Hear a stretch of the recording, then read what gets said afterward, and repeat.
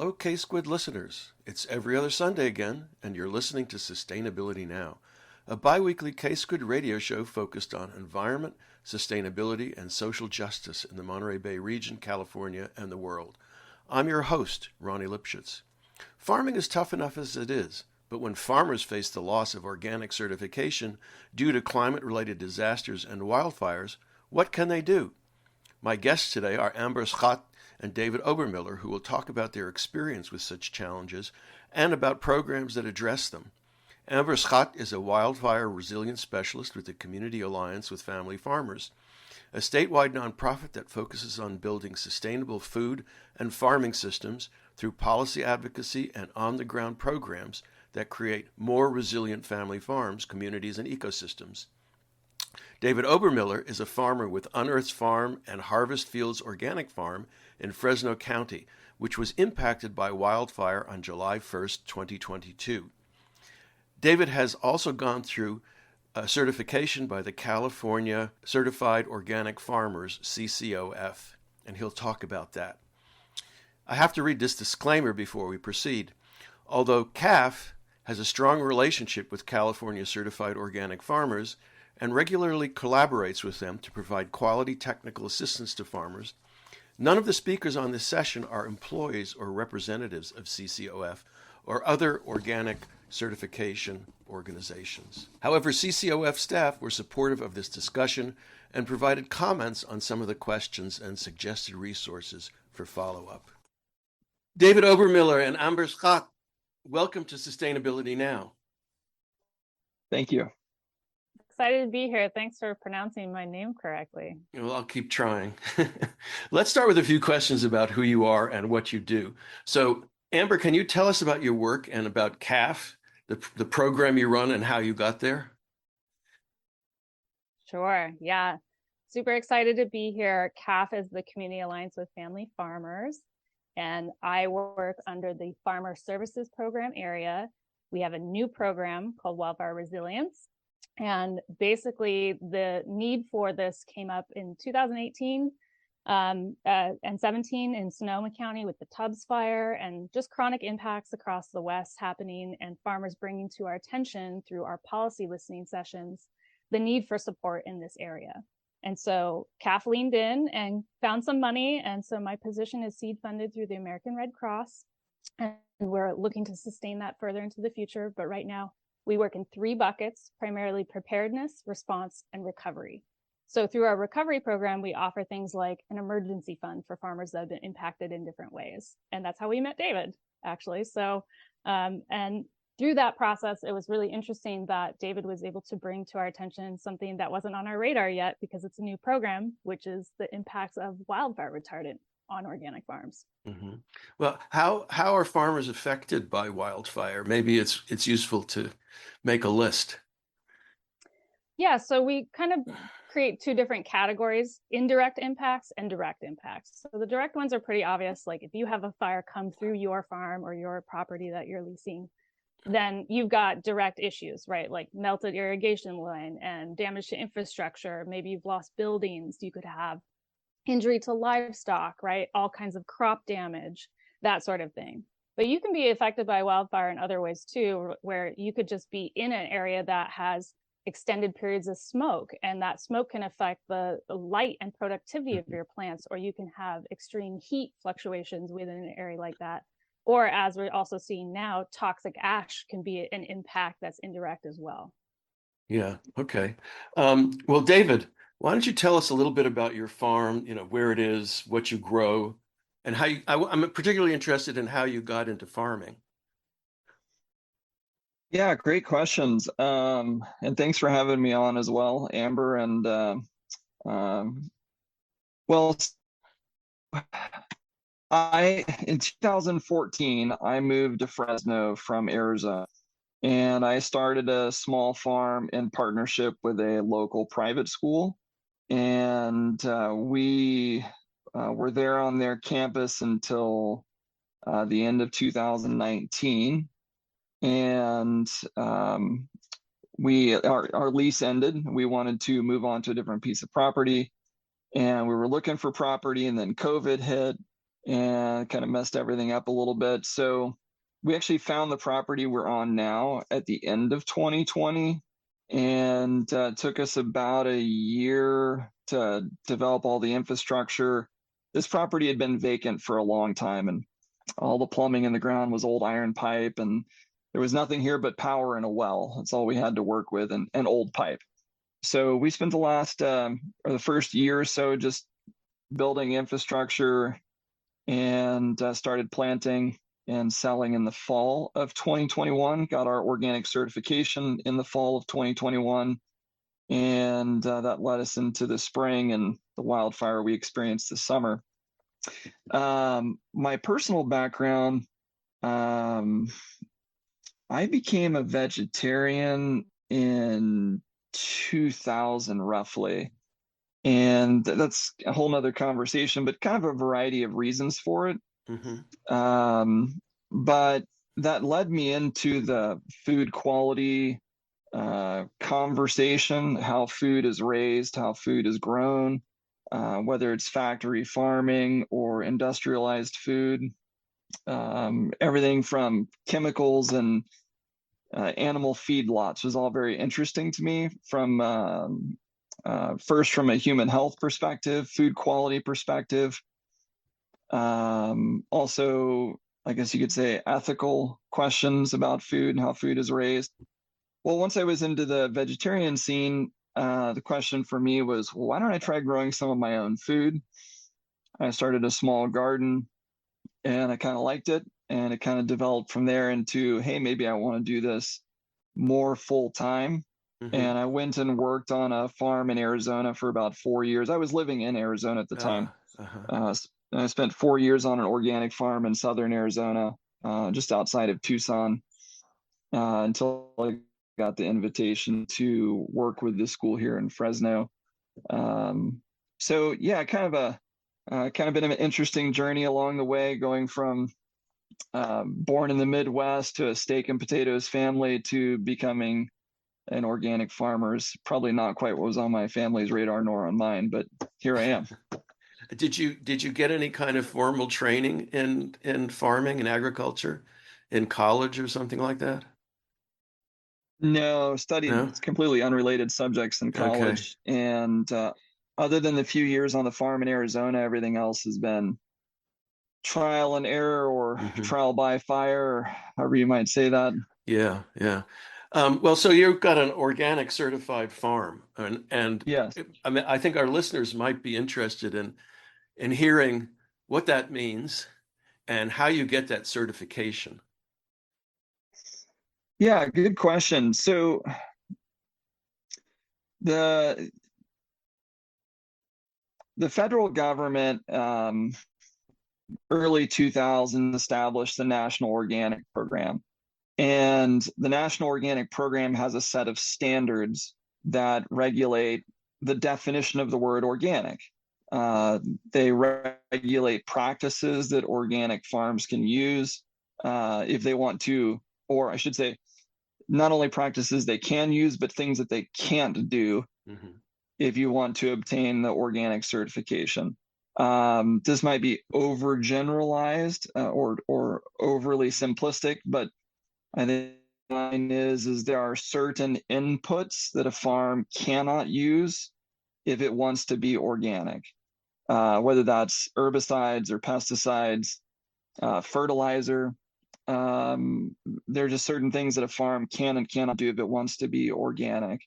The idea behind it is to give the word organic integrity, for the word to have meaning. So if you see a certified organic farm, or if you're in the produce department and you see an organic label on something, the idea is to give a reasonable degree of integrity to that label, and so that it's not just a marketing ploy.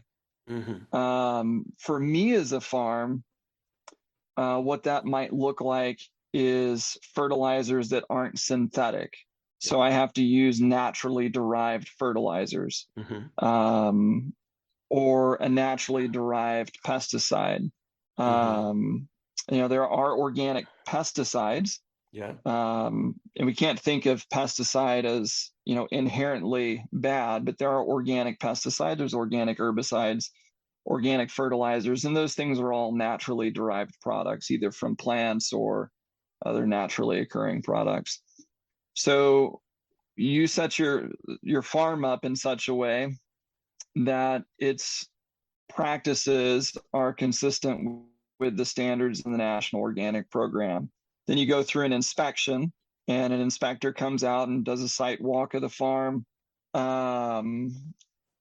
looks through your paperwork. You have to save receipts. It's like an inspection combined with an audit, a paper trail audit. And you pass that inspection and you're granted certification. Given that, so like for me, in my case, we picked up this piece of property at the end of 2020. Right. Thankfully, it had been vacant. Somebody had been grazing their horses here is all that had happened. And the land has to have 3 years of clean history prior to its certification. So whether you're the original landowner, or in my case, there was a different landowner before me, there could be no prohibited substances applied to the land for the prior 3 years. And then, of course, to maintain that going forward. Okay. So when you're, during the 3-year period, you're allowed to grow crops, right? They just can't be certified as organic. Is that correct? So for me, I'll use my dates. So we were certified organic in November of 2021. Since the land was vacant and there were no prohibited materials applied to the land the 3 years prior to November, I could start growing and selling organically right away. Oh, I see. Okay. Yeah. So let's say the prior landowner had applied some pesticides or some herbicide in 2020. I would have to wait 3 years to certify the land as organic from the date that a prohibited substance was last applied. So I'd have to wait till 2023 if somebody had applied something in 2020. Are you surrounded by organic farms? No, in my case right now, I'm in a rural community, so Yeah. everything's residential around me or vacant. When I was in the, oh, go ahead. I'm sorry. No, I mean, I was going to ask, do you have any kind of problems with, drift, chemical drift, or water contamination from your neighbors? Not on this property here, no. Pretty grateful in that way that most of the people here in this community are letting the land kind of do its thing. It's mostly grassland with native oaks here in the area. Got some people with horses or sheep or something, but most of it's pretty natural, just with houses around. Yeah.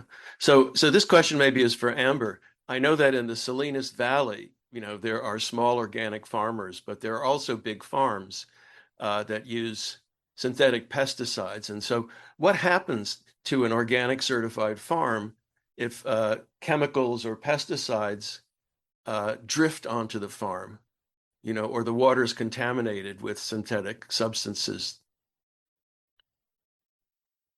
Yeah, sure. I'm happy to respond as best I'm able, and just like putting the caveat that I am not a certified inspector. But yeah, there are a number of certifying agencies. The one that's closest and working with David is CCOF, the California Certified Organic Farmers. And we do collaborate with them and try to provide as best of quality technical assistance that we can in concert. And they're very supportive of this discussion because it's a new area. But in terms of like the drift, often there are mitigation practices like having hedgerows and a certain distance from other conventional ag operations. For the most part, like folks have kind of gotten away from doing like airplane applied pesticides, right? They'll do ground level, and that's for also human health concerns, right? Outside of the farm area, like schools and hospitals, like people with maybe sensitivities. But yeah, so I can't really speak to say exactly what the process is if you have a scenario where there is drift. But I think it's generally the concern is aerial drift, not so much water contamination or transport. Although that's a general concern, right? And our stormwater like runoff is an important factor in what ends up in the Monterey Bay. So we should absolutely be concerned about that. But yeah, it's probably I'll kick that one to David since he's been through the training and maybe actually has some more specific data on that. Yeah, so the question was, what does a farm do if there's contamination? Was that right? Yeah, from neighbors, basically. Yeah, you've Yeah, got to. so what you're supposed to do is you're supposed to notify your certifier. So as Amber mentioned, like our farm is certified with CCOF, but the first step would be to notify your certifier that something happened. Then the next step would be for you to fill out a report detailing what happened, when it happened, any details regarding that event, which part of your farm might have been affected. All of those details are going to be very important to your certifier. Did you have a buffer zone between you and your neighbor? And so like on buffer zones for a moment here, kind of a side note, but buffer zones are all relative to what you're trying to prevent. Mhm. So if your neighbor has a spray rig on the back of his quad and he's spraying weeds with his sprayer, a foot off the ground, the possibility of contamination is very different than if your neighbor is having his field sprayed with a crop duster that's flying, 75, 100 feet off the ground. Mm-hmm. And if you have a wind, then material can drift much further if it's distributed through a crop duster than a guy running around with a backpack sprayer or a quad. Yeah. So your buffer zone between you and your neighbor would be sized based on how your farmer neighbor practices. If he does an aerial spraying, you want a bigger buffer zone.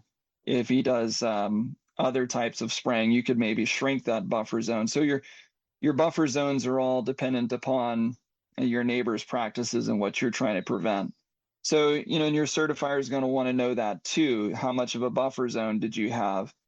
And then they're going to take all of this into consideration and issue some sort of decision or ruling on what happens to your certification.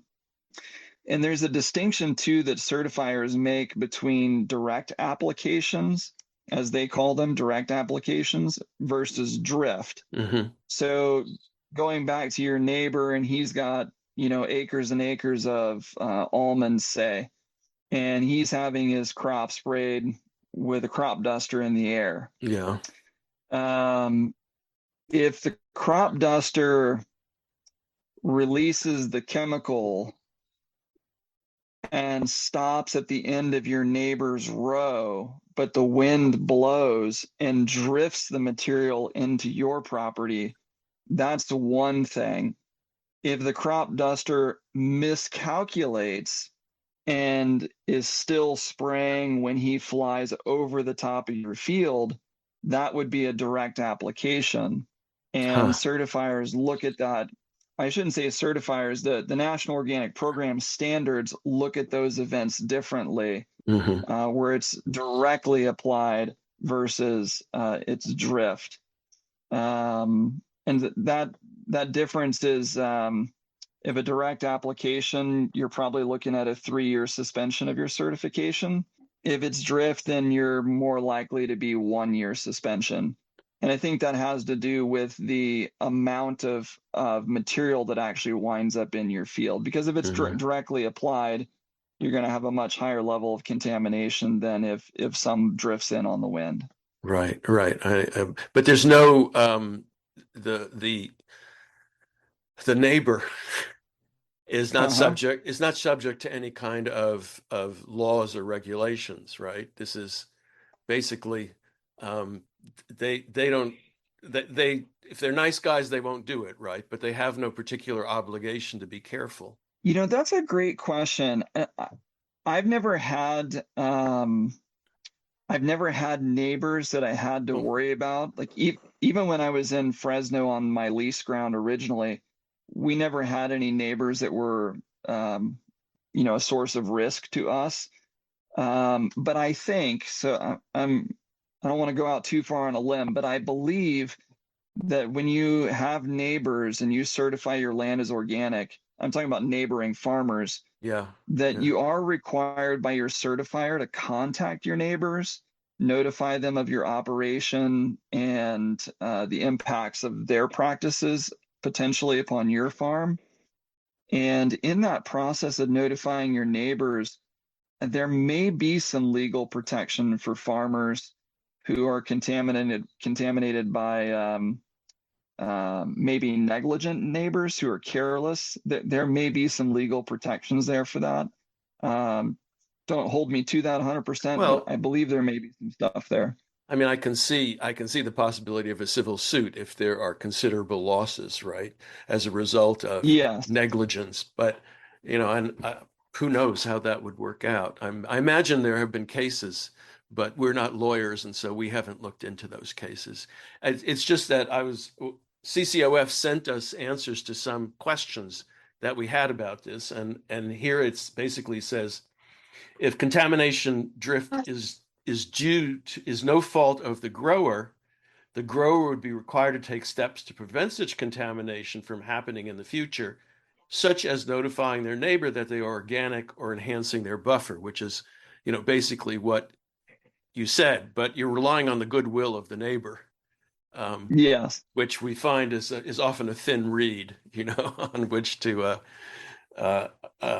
base your hopes. But anyway, um, well, so why don't we talk about what happened to your farm, and maybe Amber can say a little bit about this, um, about what the contaminating chemical was. It was fire retardant, and obviously it's dumped on wildfires. Um, first of all, what's the problem with the retardant, Amber? Yeah, so I will actually give credit to David because he's the one that contacted Cal Fire and asked, "Hey, what is in the material you applied?" And it can be different depending on probably the region you're in and just where that particular unit is at in terms of switching over to more recent formulations. Mm-hmm. But basically, the Cal Fire retardant they provided an FAQ from their 2018 formulation, and it's basically two components. It's 88% water, and the other 12% is ammonium phosphate, which is commonly found in a synthetic fertilizer, right? That's basically what it is. And so that's why it's problematic for anyone with an organic certification, is because synthetic fertilizers are considered a prohibitive substance. In our case, we view this as a less benign impact than a pesticide, because typically pesticides will have a longer half-life, right? They're going to stick around in the soil and the water longer than a fertilizer, which will cycle through the system faster. You mean more benign, right? I think you said Yes. less benign, but you mean more benign. Sorry. It's not The as retardant, yeah. yeah, yeah. So David, what Yeah. happened to your farm? What's the story about the fire retardant? Yeah. So this was Friday, July 1st. Probably a date I'm going to remember for a while. It's also my Um, birthday. oh. Anyway, go on. So yeah, I was working on a few things here, and I smelled smoke, Hmm. and I thought, um, that's not good. That honestly was my first thought. And from where I was out on the property, I walked over to the west and looked westward, and I saw a big column of smoke off in the near distance. And real quick, I called 911, and they were already aware of it. I was not the first one to call. And then I took a short video and that was at 1:47 p.m. on Friday, July 1st. And I took a few minutes. One of my neighbors came over here right at that time too, so he and I jumped on the tractor and forklift and started moving as much of my equipment off my property line as I could. Um, and 15 minutes later, that fire was at my fence line. Wow. So And so, it was grass fire then, primarily. yeah, this is a grass fire. Yeah. They don't know what caused it, but it started next to the road. So, somebody threw a cigarette out the window or Yeah. whatever. Yeah. Yeah, but grass fire is pretty impressive. I'd never been around one before. I mean, impressive in a kind of scary way. Burns really fast. There was a 15-mile-an-hour wind out of the west that day too. So it burns really fast. I think Cal Fire said the flame length was 10 feet. So they measure flame length, not flame height, because if the wind is blowing, then the flame will lean a little bit. Yeah. So 10-foot flame length. But yeah, it was all really fast. 15 minutes later, the fire was at the property line, and I was like, okay, I guess I better go. So I grabbed my dog and jumped in the truck, drove to the east side of my property where the road is going in and out of my property, and met Cal Fire supervisor coming down the road on the truck. And I said, hey, this is my property. I was like, I can open these gates. Tell me what you need. And right about that time, they dropped fire retardant on the west side of my property. And I didn't actually see it. I mean, it's kind of a whole lot going on. I remember hearing the plane fly over, but by the time I turned to look and realized what had happened, everything's just kind of pink. Yeah, I was stuck here that day. Fresno County Sheriff said, I should leave. But if I leave, then they weren't going to let anybody back in. So it's kind of stuck here for the day. Watched Cal Fire do their thing and learned quite a bit about wildfires and things I can do to make the farm more resilient and such. But yeah, then after that, it was you start the cleanup process. So how much of the farm was affected by this? So I have 12 acres, and if you can imagine my 12 acres as a rectangle that runs north-south long ways, they applied the material right on my western property line. They were trying to protect, I should say, the flight path of the plane was over the western property line, slight southwest angle to it. They were trying to protect a few structures I have, and then in the same drop, they were trying to protect a neighbor's house as well.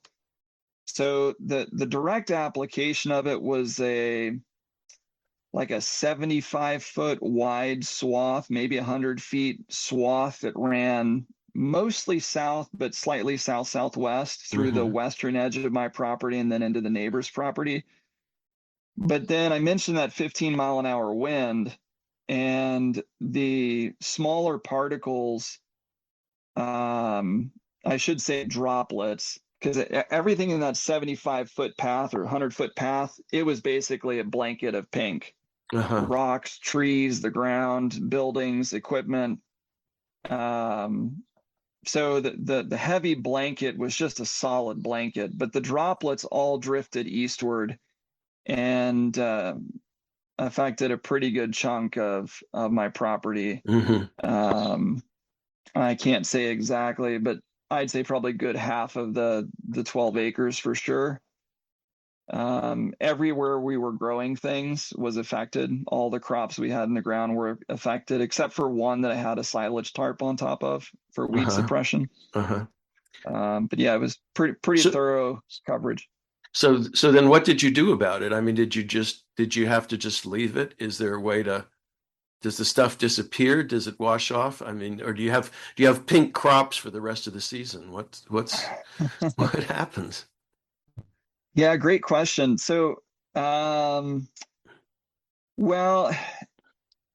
the material first, the material's on everything. It's on my tractor, on all my implements, it's on vehicles.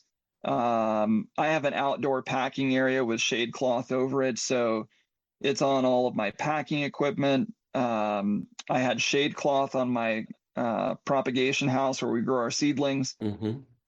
It went right through the shade cloth, and so it's all of our transplants, all of our propagation God. tables. It's like on everything. And Amber mentioned, yeah, it's mostly water and then the active ingredients, ammonium phosphate, but they have an emulsifier in it as well to make it sticky, and then that red dye to make it stand out. So the stickiness of it, though, it really clings quite well to everything. And Cal Fire told me, get it off as fast as you can. The sooner you get it off, the better. So we just got the pressure washer out, and you start blowing it off of everything. Uh-huh. It's kind of Including annoying. including the crops, or are The they crops is a lost? separate. Ah. The crops a separate issue. So just getting it off the equipment is all done with a pressure washer, Mm-hmm. and then we it took the better part of a week to do that, to get it off of everything and Wow. real clean. But regarding the crops, so we had a mix of crops in the ground. We still had some leafy green crops. We had some lettuce, bok choy, chard. All of the leafy crops, we just pulled them all out and threw them out. Mm-hmm. We were left with a small amount of, I guess you could say, fruiting crops, like summer squash, zucchini, peppers, bell peppers.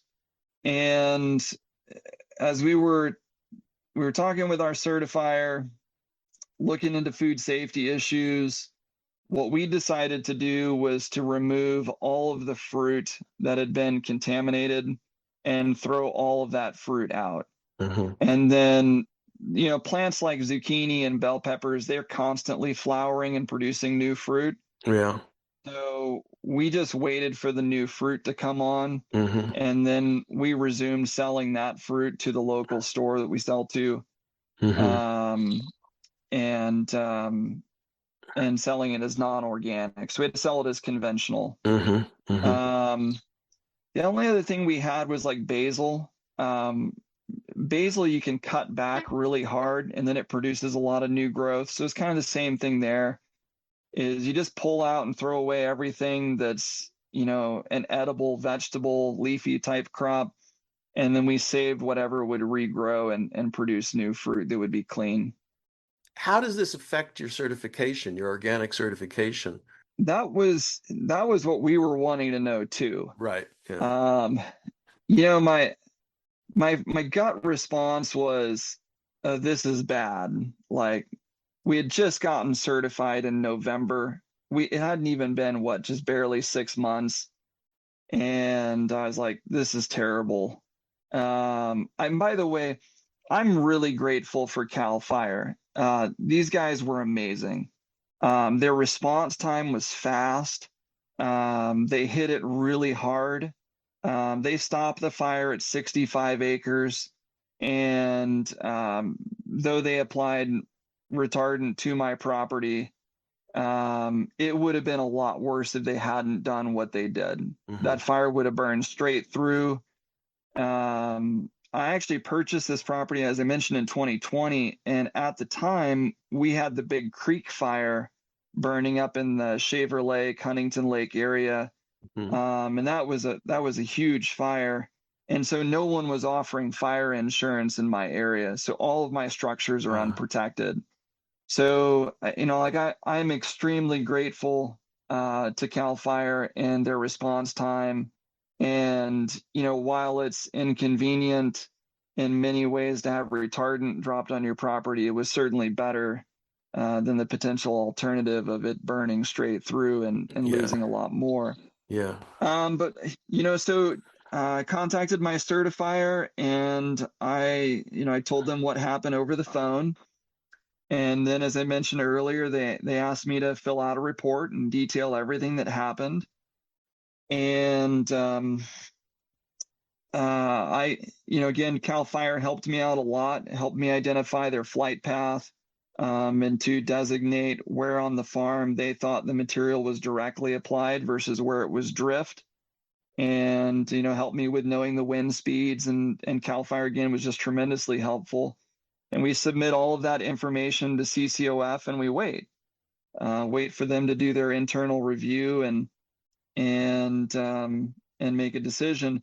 One of the questions I had asked CCOF, and I had been consulting with several people that are in the industry, people that I know have been in organic for a long time in some capacity or another. And one of the questions that came up was a exemption that's in the NOP standards. So there's a portion of the NOP that makes exceptions for state or federally mandated applications of pesticides. So, for example, California has a huge citrus industry, and Right. let's say there's an insect that's a threat to the industry. I think there is an insect. I sort of remember it from the 1980s when we were getting sprayed as well, in residential Yes. neighborhoods. I can't remember what it's called now, but anyway, go on. It's So if the probably the state, Asian citrus psyllid pest No, or no, something. yes, it was a fruit fly, and I can't Oh, remember okay, now. Anyway, there's a new pest on the scene now. well, there always are, aren't there? Yeah. always challenges. Yeah. So let's say the state deems that this is a crisis situation and they want to prevent the loss of their industry. And so they're going to mandate all farmers to spray such and such pesticide, whether you're organic or not. You have to spray this if you are a citrus grower. Well, there are exceptions for organic farmers if they are mandated by the state to spray their crop. They can't sell, let's say the state mandated me to spray my crop this year. I couldn't sell this year's crop as organic, but I don't lose my certification on the crop as a whole. And that could be true whether it was a state or a federal mandate, is that Hmm. there's some protections in the organic standards for events that are far beyond the farmer's control. Uh-huh. Well, as I looked at the situation, I said, well, this isn't really different. I mean, yes, it's different. I'm not dealing with an insect pest, but a wildfire is an emergency situation. CAL FIRE is a state agency, and they are applying a otherwise prohibited material to my property in that emergency situation. And I, as the farmer, landowner, I have no control over that whatsoever. And in fact, CAL FIRE told me, they said, hey, our guy in the plane, our crew, we don't know that your land is organic. And to be honest, he said, it wouldn't have changed what we did anyway. And to be honest, like, it's a tough position for me because I wouldn't want them to do anything different than what they did. Yeah. I mean, I don't want the fire to burn through the neighborhood. I don't want anybody's house to burn down. Hmm. Like, they did their job, and I respect and I appreciate how professionally they did their job, but I'm still affected by it. And Right. it seemed to me, maybe not in the letter of the law, but in the spirit of the law, the same thing happened to me as what that NOP standard is describing: an emergency situation with a prohibited material applied under mandate of a state agency. And to me, those are parallels. And so I asked CCOF, I said, well, why doesn't this standard apply? Does this standard apply? And everybody kind of like, it's a really good question. But unfortunately, the NOP standards don't specifically mention fires and don't specifically mention fire retardants. So it becomes a little bit of a gray area. And, CCOF, they were tremendous through the whole thing. They were very supportive um, the whole way through. I have no complaints about CCOF at all. And as they explained their situation to me, is that So CCOF is accredited by the federal government to be a certifier. Mm-hmm. And CCOF goes through its own audits every year. So every decision that CCOF or any other certifier makes has to bear the scrutiny of the inspections that they receive in order to maintain their accreditation as a certifier. Mm-hmm. And so CCOF is sort of stuck where they have to apply what's called a penalty matrix. So the National Organic Program has a penalty matrix describing how certifiers are supposed to respond to certain situations. And they, without a specific, clear, without specific or clear verbiage from the National Organic Program on how wildfires and prohibited materials like fire retardant are supposed to be treated, CCOF has to comply with that penalty matrix. And so they ultimately came back that roughly an acre of my land that we were going to crop, roughly an acre of that land is going to be removed from certification for 3 years. Wow. Areas that were affected by drift, I have to remove all those crops, and then any new crop moving forward will then be certified organic again. And then a lot of the area that was affected by the retardant was, like I said, equipment and other parts of the property where I'm not growing things currently. So that's where they came back and made their decision. And then they told me that they were going to pursue further conversations with the National Organic Program. I've also had some conversations with the state organic program. So California Department of Food and Ag has their own organic program.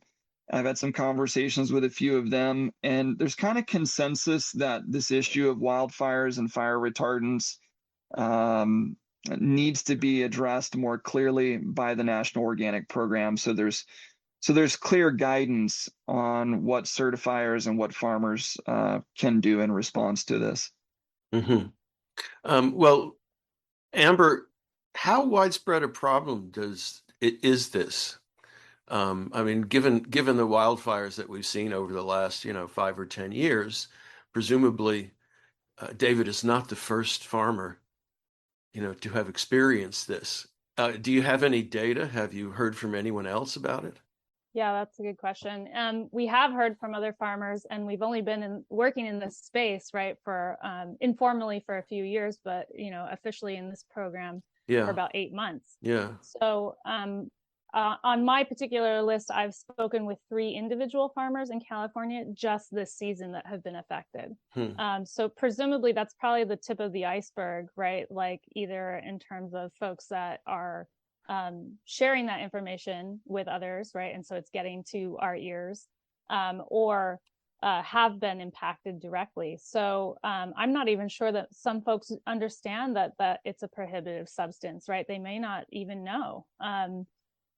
Or like David mentioned, right? Like if it's drift or, whatever it is, the burden is on the farmer, right, to be able to observe those things. Yeah. So even in terms of chemical drift, you might not see it. So then how do you know it happened? Right? Like unless you see a response in your crops or something. So, and then this issue is also interesting when you talk about livestock, right? Like you can't just remove livestock from the ground, right? But then, they're eating like the pasture that might have been affected, right? Or something like that. So it is kind of a wide issue, and it's been good to work with CCOF on this conversation because CAF does have a food safety program area that we work in, and so wildfire and food safety are working together with CCOF and the farmers that have been affected to run this issue up the chain, right? To have NOP maybe issue a bulletin on this subject and help provide that guidance that David mentioned. Ronnie, if I can jump in on that. Oh, yeah, I know CCOF alluded to the fact that I was not the first on this on their end either. So I don't know how many other farmers are dealing with it or how many times it's happened, but I know other farmers that are CCOF clients have had to deal with this too. But CCOF hasn't issued any kind of general bulletin or anything about that, like that. Are you doing anything like that at CAF? with the So farms you work since we're with? not, yeah, I mean, it's a good question. We're not a regulatory body either, but what we Yeah. do is advocate for small farmers, right? So Hmm. that's why it was really great that David brought this to our attention, Hmm. because it gave us an opportunity to ask, like, oh, is there any guidance? And in Washington, right, we looked at other states, they do have guidance and it's very strict. Like, it's like any kind of contamination, you lose your certification for 3 years. Hmm. So I think we are happy that there are exemptions, like when these scenarios occur, because presumably, as we mentioned, right, like a fertilizer can cycle through a system, especially if you're using a mitigation practice, like maybe using, mushrooms, right, to inoculate like soil that's been, contaminated and get that through the system even faster, right? Then maybe you can just have a 6-month suspension instead of a 3-year suspension or something like that. So we're trying to have that conversation, not just to like give farmers carte blanche, ability to like, do whatever they want, right? It's more like keep the standard robust, but also have those important exemptions in scenarios like this. Okay, you mentioned that the regulations are very strict up in Washington State, right? Is that the result of do you know whether that's the result of legislation or the result of rulemaking by, the State Department of Agriculture? I'm just curious, right? Because if it has to be legislated, that's a much more difficult process, right? Than if it's a administrative rule issued by a department. Do you know? Yeah, I believe Oh, that's okay. from the state of Washington, and they do have maybe more centralized system there in terms of like not as many like certifiers, right? They kind of have like a more streamlined system there. But yeah, I can't really speak to that Yeah. per se. But I think that the reason that probably exists as it does is because it's easier, right? It makes it very clear and very simple for the Yeah, certifying yeah, agencies, but it's problematic because it doesn't address these special needs. yeah, sure, sure. David, you wanted to say something? Yeah, I actually had called around. I spoke to several different certifiers after it happened to us to see if there was any precedent for how other certifiers were handling the situation. And Washington State's one of the ones that I talked to. And as Amber said, yeah, they just have a blanket 3-year suspension on stuff like this. But it goes back to the standards in the NOP. Under the NOP standards, if a prohibited material is applied to your farm, then it's a 3-year suspension of your certification on any land that was affected. Hmm. And I think, as Amber is saying, Washington State has just taken the approach that this is the simplest way to deal with it. Fire retardant is not exempted under the current NOP standards, and so it's a prohibited material. And so they're just going with an automatic 3-year suspension.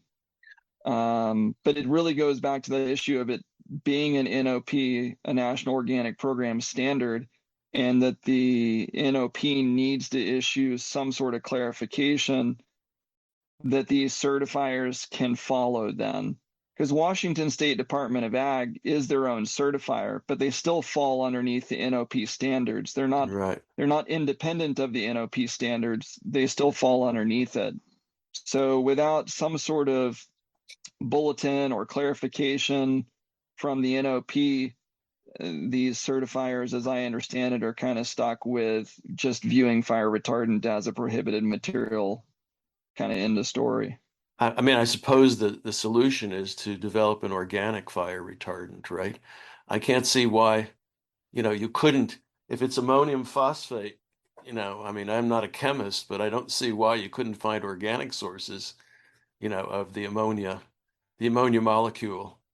Um, but Yeah, there are some so-called like green versions out on the market, but they tend to be cost prohibitive. I think if you're Cal Fire using like the volume you yeah, use and it yeah, during a typical fire season, it's huge, right? Like so, and we have all our other constraints and issues, with sure, petroleum-based sure, products. So yeah. sure. Well, um, well, we're almost out of time, and so I'm wondering, are there any other things that you might want to raise with respect to this, this issue of threats to organic farming, and particularly maybe from the perspective of CAF? we are really just keeping our ears open because we rely on farmer perspectives to help us guide the work that we're doing. And so that's why it's so important that we were able to like have this conversation with David, as the touch point of like, oh, just applying to the emergency fund, but realizing that there was actually a much greater need, and then utilizing our contacts right within CCOF and those relationships to help move this conversation at that